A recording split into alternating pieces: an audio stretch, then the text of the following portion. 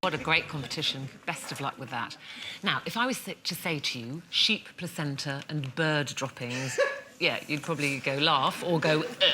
But Victoria Beckham, apparently, she's a fan of both of those things. What is it she does with these offerings from the innards of animals, you may well be asking? Well, she uses the sheep placenta as a draft excluder, perhaps? No? Does she double up the bird poo, some kind of polyfiller?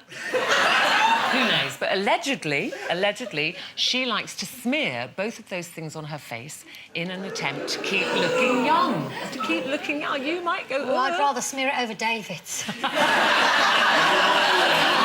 Well, today, the Mirror columnist Alison Phillips, she's lambasted Victoria for her alleged age-defying antics, saying it's time to fight back against this obsession with youth.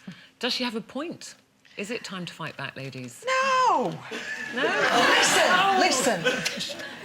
If it's there, I'm going to use it. I don't care. As long as it doesn't smell like bird poo. You know, listen, I have had a little bit done. I've been very honest with everybody, and I have had, you know, in our family, we were blessed, OK, with little bums, but big fat chins. And I had some fat sucked out of there, and I feel better for that. Now, if that's upsetting everybody, I don't care. So, and I've also had my eyes done to make me look like I'm not asleep most of the time, because I wasn't blessed with great genes. Apart from a little bum and my long legs. So, yeah. And I don't think out of it, can you?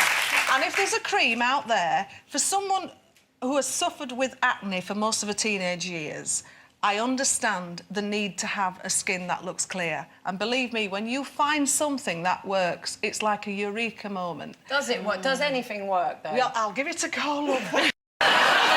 Get the sheets going. I just say, when did it become a crime for women to get older? It just seems that nobody's allowed to think, well, she's aged. Yeah, well, yeah, I'm 52. This is a 52-year-old face. That's what happens. This is what happens. Yeah. Take a look, kids, be warned. It is. This is what happens. Though, isn't it? But, you know, 52. it's... Oh, thank you very much. Oh, it is. You do. It's all makeup and mirrors. You don't need it. But You're getting on my nerves now. You need to just say it's good for 52. For 52. Yes. But not it. Your face isn't good. I mean, you know, she's looking. No, just that her face is a good face for 52. Thank you very much. Yeah, talking about your face as a specimen. But I just, you know, I think there is... a marvellous one it is. Yes. I think there is an obsession, particularly for women, and a great pressure to look younger all the time. And I say, what? There are women now, or girls in my eyes, who are in their late 20s who are having all these fillers when they're 25. And by the time they're 32, they look odd. And, you know, your face is supposed to have some creases. Have you had anything done? I honestly haven't. Look, that's why I have a fringe. Look at those. Hideous, aren't they? Oh. But listen, this is not to say I don't look in the mirror every morning and go, oh, God, look at those. Oh. And when I see those awful photographs of me that are captured out somewhere, splashed on the front of magazines, you know, I want to run to the surgeon's table, believe me. But I stop every time. Eamon's very happy, and, you know, I just think this is what my face is supposed to look like. And there's more pressure when you're on the TV or, you know, in the career you do, Jane, it kind of people are always looking at you. I'm completely with you, Ruth. It's so tragic and it's so sad that... And it's not an obsession with looking young. I don't think it's about looking young. It's an obsession with not ageing, but that's what happens, and it's going to happen sooner or later. I don't care how many needles you put in your face. Eventually, you are going to look like an old handbag, and that's...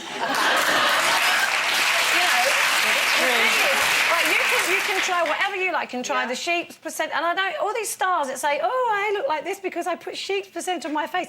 No, you don't.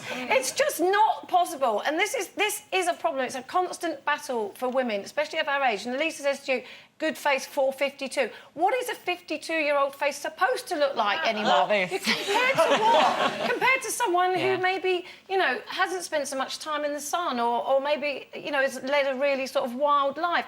That's what shows on your face, and that's your life. That's the way you've chosen to... Do you know what annoys me, though? I think there are too many celebrities who claim they've done nothing and they look terrific. know. And then you say, you look fantastic. And they go, I've just inherited my mother's good genes. But it's true, you should be allowed to keep it You know. private if you have that stuff done. But these days you can't because everybody is obsessed with it. And I tell you, I struggle every day with the decision. you rub Shall bird I have a facelift or shall I not? It's too late for me and Ruth, I think, to have needles put in our face. Too late for us. Well, because everything's already there and there's no point in trying to sort of erase them now because we'll look weird. But I think you can have a little bit of help with a bit of surgery, but at the same time, I think, no, why should I? This is my face. Get used to it. I can't get used to it. No one can get used to it. And I tell you, if Mark wasn't around, I would get rid of every single mirror in my house, especially the magnifying one, and I would just be happy ever after.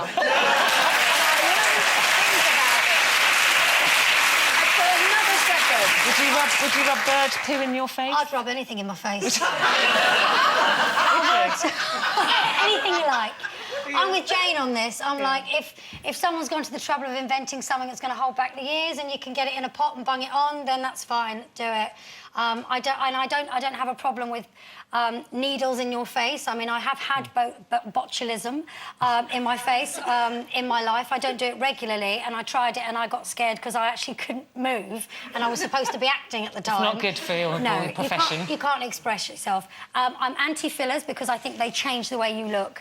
I'm definitely anti-cutting open any part of your body, your face, to change the way you look, because I think if you go to the extreme of having a medical procedure, an actual operation which you're supposed to have because you're ill, then I think you've lost the plot. But little bits of, if you want to bung bird's poo on your eyes and you want to shove something up your bottom or whatever. It doesn't always change the way you look. It just makes you look a bit like you used to look. Yeah. No, it doesn't. A little bit. They if don't. It's done properly, it does, because there are quite a few people out there who you know full well have had those little adjustments. They've had them. Now, they just won't admit to it. Yes, you'd know because I'm on the telly a lot. Like that all of a noticed. sudden. And you couldn't come to work and go. No.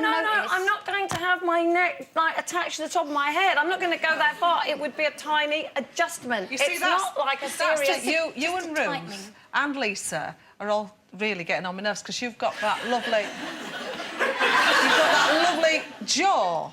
No, where we some haven't really. people were not blessed. But we haven't got your booty and your lallies. Well, Trudy. Trudy. Hello, Trudy. She said, I wish people would stop worrying about getting old. Life is too short. Not everyone is going to have the opportunity to get to that age, never mind experiencing wrinkles. So just enjoy your life. Yeah. Sharon says, I'm happy to put anything plastered on my face if it takes the years off. Placenta droppings, whatever, bring it on. I'd recommend ketchup. Bit smelly, but it does the job. Sugar, it'll just stick to your face. Well, on her face, I hope. On her chips, that's where it should go. On her face. What a waste of good ketchup. Chips. Right, girls, hold your faces back. We've got to take a break now, but we're talking balls with Joe Calzaghe and asking, does a 30-day break from your other half leave you feeling refreshed or fretful? Think about that one. See you in a couple of minutes.